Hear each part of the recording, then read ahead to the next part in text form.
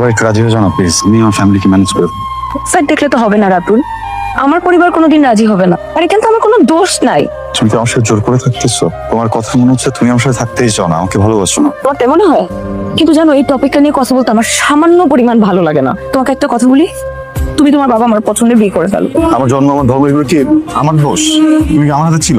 ধর্ম তোমার হাতে ছিল না, কিন্তু আমরা এখন যে সিচুয়েশনে দাঁড়ানো এটা সম্পূর্ণ তোমার হাতে ছিল। আমি জীবনের কাছে আমার চাওয়া পাওয়া খুব ছোট নেবি।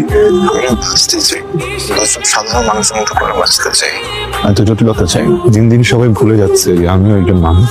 বিয়ে করে ফেলো রাতুল। আমার আসলে তোমাকে কি বলা উচিত আমি জানি না। আমার সাথে যোগাযোগ বন্ধ করে দাও। আবার বাসা থেকেও বিয়ে নিয়ে আমাকে প্রেশার দেওয়া হচ্ছে। আঙ্কেলের তো তোমাকে নিয়ে একটা এক্সপেকটেশন আছে, তাই না? আর আমার এক্সপেকটেশন, সেটা তোমার আগেই চিন্তা করা উচিত ছিল রাতুল। তার বেঁচে থাকার যে খুব শখ, দেশ বিদেশ ঘুরে বেড়ানোর শখ,